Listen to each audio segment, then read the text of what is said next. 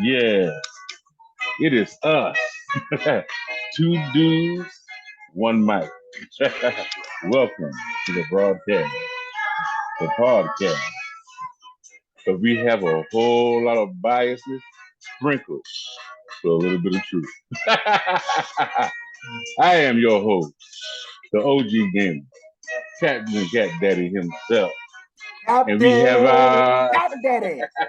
and we have our journalist, the man that brings the truth and show no truth. He's talking about T. Brown on today. Brown, hey, lead us into our first topic, brother. What's up, man? So What's going listen. on with you? Uh, what we have to deal with, of course, to start things off. And first and foremost, each and every one of you, we're so grateful for you tuning into this our first episode where we've come together for two dudes, one mic. For the past months and weeks, you guys have seen little clips of our opinions, but now we're ready to bring the two of us together to give you a whole lot of biased opinion sprinkled with a little bit of facts. And so what we're going to start with, today, and what we had to deal with is, we've just come off the NBA World Championship. Denver Nuggets literally shook up the world. I mean, if we're going to be honest about it, nobody, even though they were the number one team in the West, nobody had them winning the championship. And sure enough, ladies and gentlemen, they ran through everybody that was put in front of them and did what they were supposed to do. And now, not only is Jokic a two-time MVP, but now he is a world champion.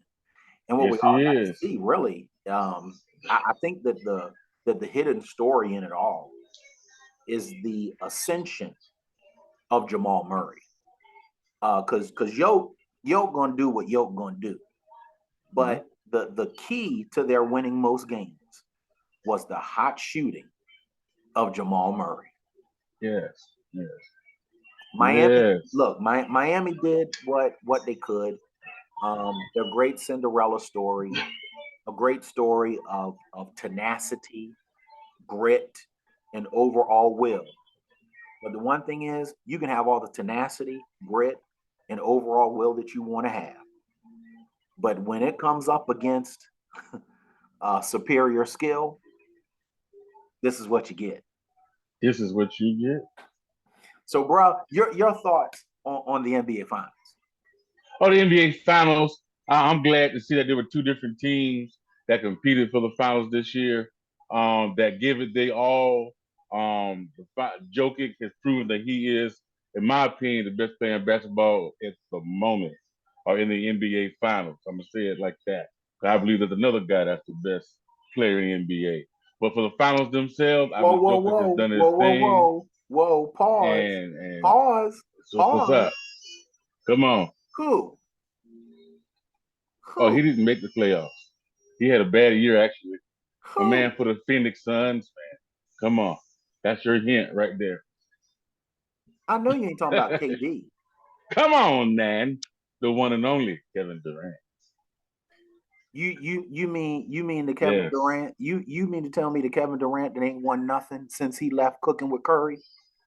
Hey, he got to get his mind right. If he changes his mindset to a real killer mentality, I'm telling you, this cat couldn't be stopped, man. I'm telling you. Hey, look, I'm not going to take away from my man's skill, but I will tell you this: what he is not a champion.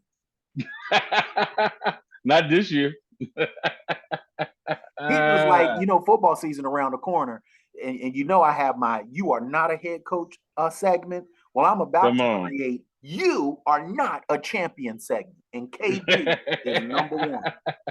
Right. But look, we'll see what happens next year. Like I said, when it come over to the Miami Heat in these finals, you can tell these guys were tired. Their legs were done. Butler was done. He did all he could do in that first half. Facts. And that was it. That was over Facts. with. I mean, truth be told, if you see how this game was played, by both the guys, it was pretty much he that endured to the end. Facts, And facts, the Nuggets endured to the end. And they've facts. both had a long, long NBA season. They both overcome a lot of competition. But I mean, I did not see the Heat beat the Boston Celtics. I just didn't see that happen. I thought it was gonna be, my biases in this thing and fandom in this thing. I thought it was gonna be Boston and Lakers. I actually saw it put on TikTok, but I was hoping we have a Wait, classic wait. championship Pause. pick. But Pause. nah, didn't happen. You see this sign right here? Right. This means timeout. Pause, bruh. Wait a minute. Did you say the Lakers? Yeah. The LaFlop, LaBaby James Lakers? Hey, bro, we was looking hot at The one time. La Loser The James La Flop, the La Loser. I was hoping we could win in spite of him being on the team. And I said it in a TikTok. I think right when the playoffs got started, that longest LeBron plays no more than 21 to 23 minutes. Anything beyond 23, 24 minutes, we were not going to win. Any game that he played more than 23, 24 minutes, we lost. Ladies and gentlemen, We lost. ladies and gentlemen, newsflash. This is why we call the show Two Dudes and a Mic. A whole lot of biased opinion sprinkled with a little bit of facts. Because you just got a whole lot of biased opinion right now. Okay? Oh yeah, that's my job. So I'm here good. Because anybody knows factually. Let me tell y'all this. Okay? You heard it here first. Come on. La Loser, La Flop, La Brick, La Baby James will not win another championship in his career. I can go with that. And guess what? He won his last one when he was with Miami.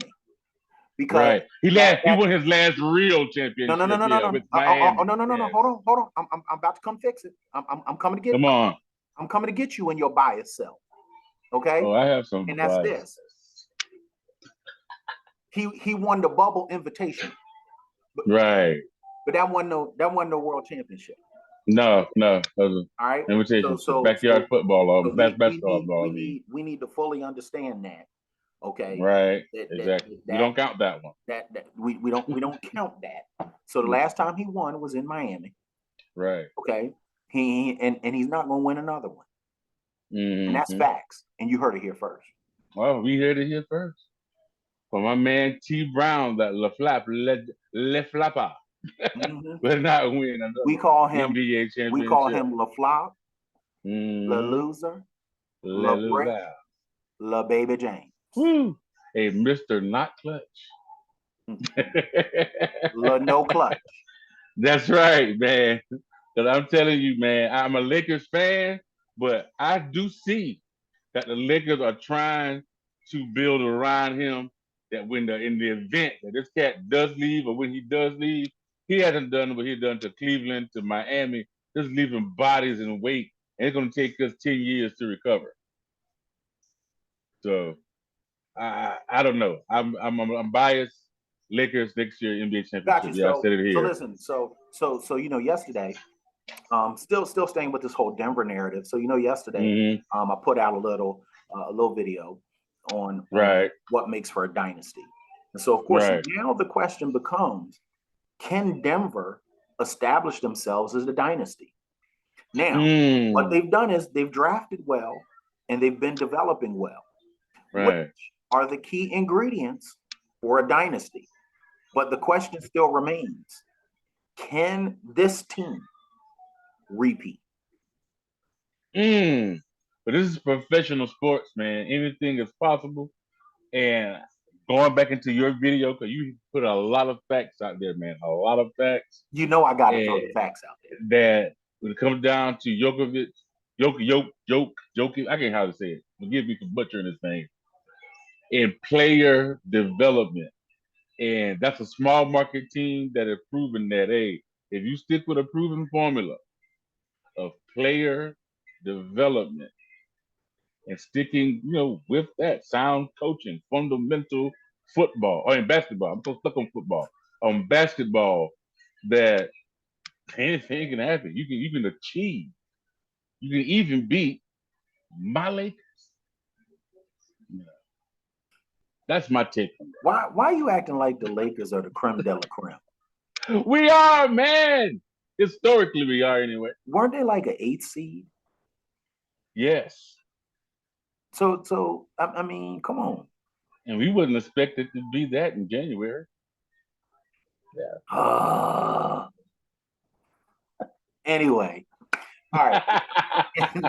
Before the All-Star game, oh God, no. In other news, because what we're not going to do on Two Dudes and a Mic is we are not going to do like Skip Shameless and only talk about the LA Lakers and what you like.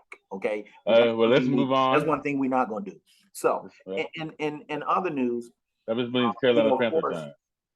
This year, what we've seen, we always have the NFL, which is the daddy of them all when it comes to. Oh, yes. But again, we saw the reintroduction of the XFL. Yes, now, we did.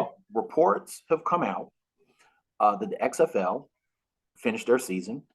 Go DC Guardians! You heard it here first. I'm the one that said that they were going to be the champions, and sure enough, that's what they did. One day, y'all gonna trust my Notre Dame gangster.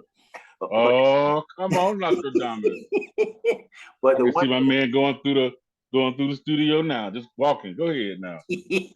Look, but the one thing that we have to look at is that report came out that they lost $60 million.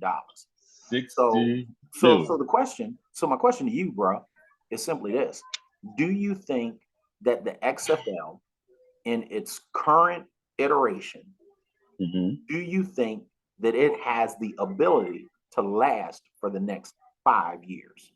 Oh, wow. I was going to dive into next season, but 5 years.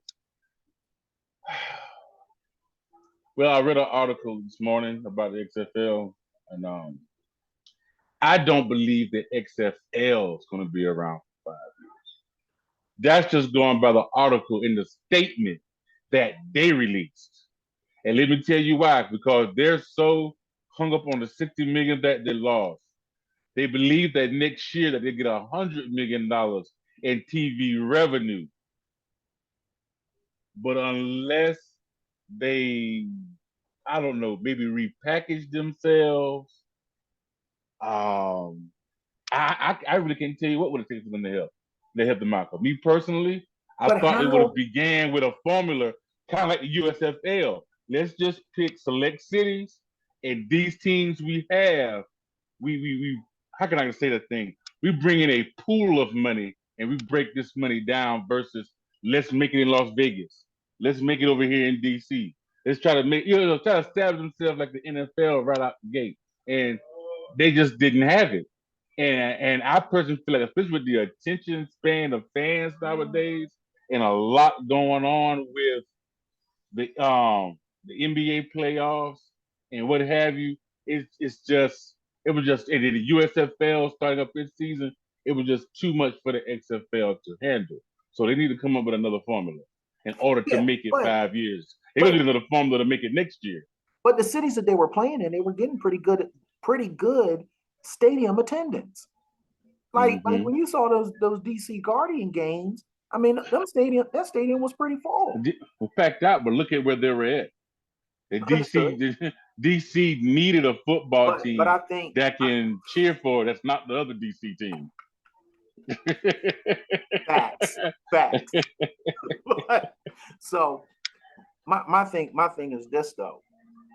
We know now the money for all professional sports, period, comes from TV money.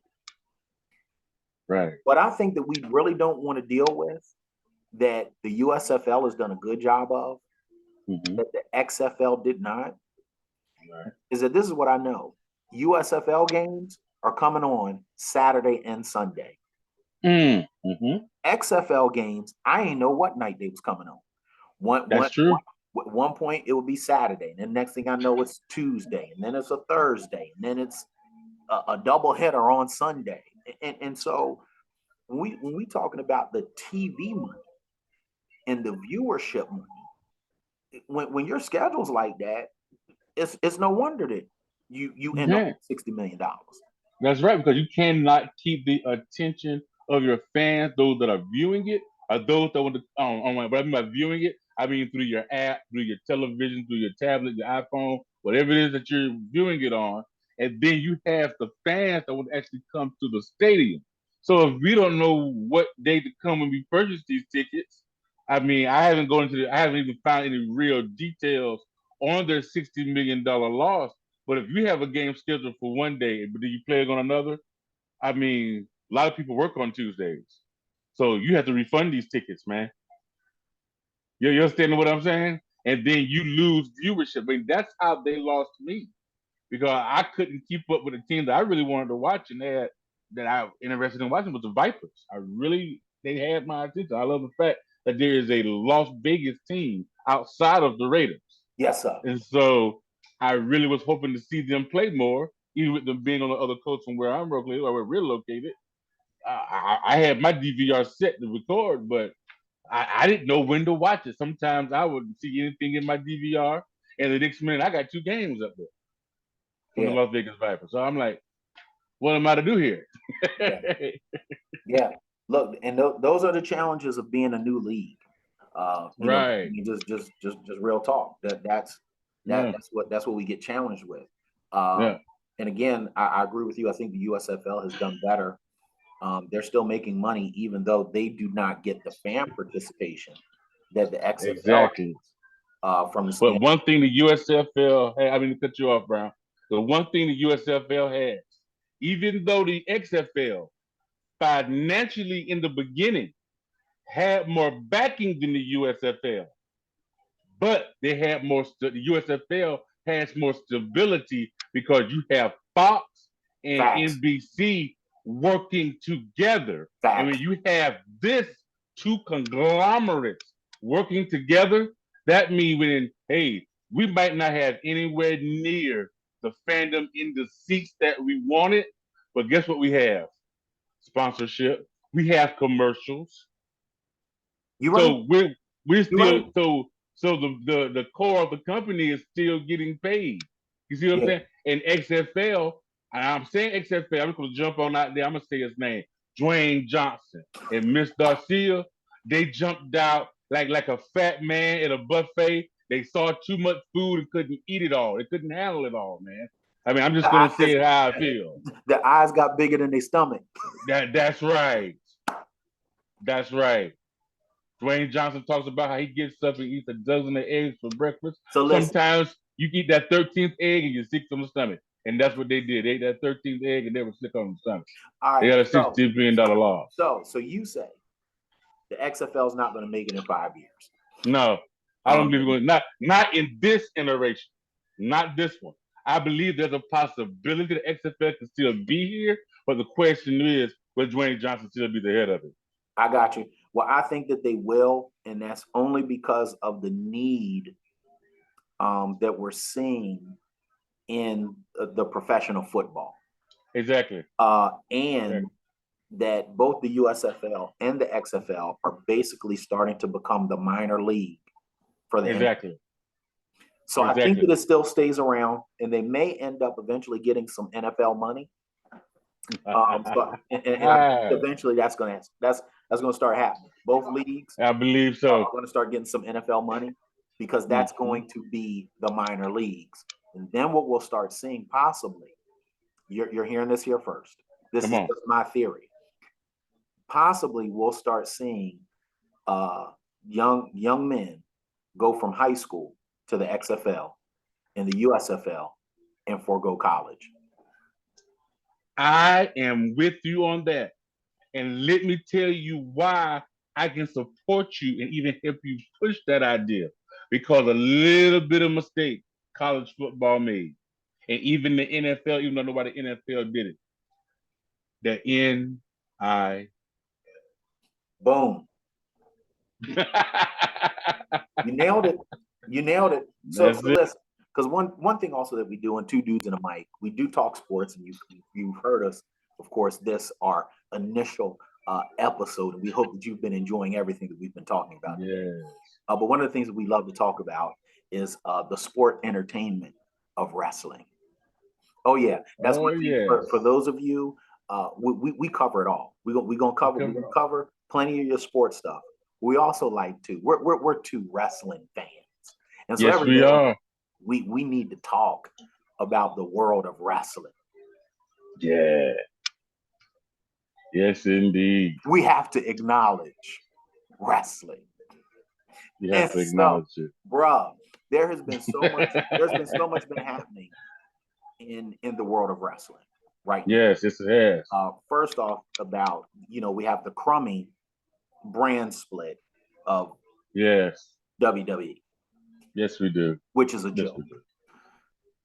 We have all these new championship belts, which is a joke because of the brand split. Because of the brand split, correct. But right now, if we look at WWE, AEW,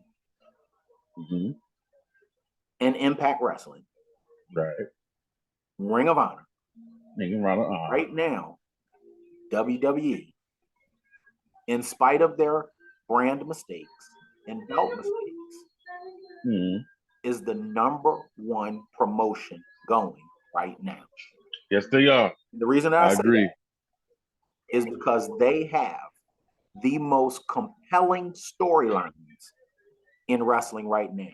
Whether we look at Seth Rollins, whether we look at the Bloodline, and whether we look at the eventual breaking up of Judgment Day. Oh, come on, say it. You hit it here first. Judgment Day is breaking up. That's right. I'm total agreement. Total agreement. Now, so let's talk. Go ahead. So let's talk. I have a question. So give me your early predictions for Money in the Bank, and then we done for today. Oh wow. Okay, give me one moment. Let me make sure I got for the 2 Money in the Bank matches, correct? Yeah. All right, give me one moment so I can make sure we have them all lined up correctly. All right, Money in the Bank. Yeah, money in the Bank. Who's winning? Who is winning on the women's side? Who's going to win on the men's side? And what do you think is going to be the main event? Because we have not. Yes. WWE has not given us the main event yet. I was going to tap on that a little bit, but let's talk about the Money in the Bank matches first. Okay, let's start. I'm gonna start with the men's side. The first one I was able to pull up. We have Santos Escobar. We have LA Knight. We have we have Ricochet and my man Shinsuke Nakamura. What name does he go by now? Brew. What's his name now? He used to be William or something at one point in time. He was in NXT with the guy with the long hair. And then we also have my man Damian Priest, who I believe, now this is my opinion, once again my opinion, that they're going to start building soon as the next Razor Ramon or Scott Hall. I mean, he just have a similar build, similar voice that Scott Hall had when he was in the wrestling. And my pick for the men's match is Damian Priest. I believe eventually between here and Royal Rumble, he'll cash that in. I can tell you which championship at the moment, and they'll put a belt on Damian Priest. Okay.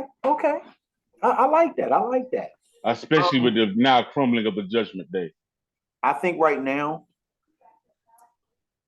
if Shinsuke is going to get a chance, it's going to have to be. Yeah. It would have to. Excuse me. It would have to be now. If not, he's going to be buried in the mid card forever. Yes, and I just don't understand why somebody with the talent of Shinsuke Nakamura right now. I mean, if I was in control of creative right now, let me tell you what Shinsuke Nakamura would be doing. He would be in a legit rivalry with guess who? Gunther for the Intercontinental Championship. That's good. I mean, you really can't pick two better wrestlers that are going back and forth over Intercontinental Championship. I mean, right now, I would have their first run in here at Money in the Bank. Gunther is on top, of course. SummerSlam is a possibility. I would give up the belt to Shinsuke. Then the next pay per view after that, either Shinsuke holds it or loses. I mean, take it old school to where this belt is the championship belt is the focal point. So they really putting when they brought him over from the UK, Gunther, when he was walked over in the United Kingdom, and they brought him over here and put the United strap on, the Intercontinental strap on him. They are trying to bring back the legitimacy and the glory of the Intercontinental Championship. That's why they put him there. So with that being said, why wouldn't you bring in the King of Strong Style to battle Gunther? I mean, you just can't beat that. I mean, that could possibly overshadow either one of these world championship matches in any pay-per-view. You're right. Facts. So that's the men. That's the men. We've selected who we think may get this men's piece. And now let's go Right. to the women. All right. And in the women's Money in the Bank match, we have Becky Lynch. We have Zelina. We have Io Sky. We have oh God, I'm looking right in the face. Bailey, and we have Zoe. I personally believe I have to go with Becky Lynch. Oh yeah, it's got to be the man. Got to be the man. The man is about to make another run, and I tell you why. Because she's the only person that can challenge Rhea Ripley right now. Yes. There is nobody on the Raw roster. Exactly. Outside of Becky Lynch that even seems as a threat. Exactly. And that's where once again this brand stuff is messed up, because right now you really all the significant challengers are over on the SmackDown side. Exactly. Whether it's Bianca Belair, whether it's Asuka, whether it's Charlotte Flair, who just came back. But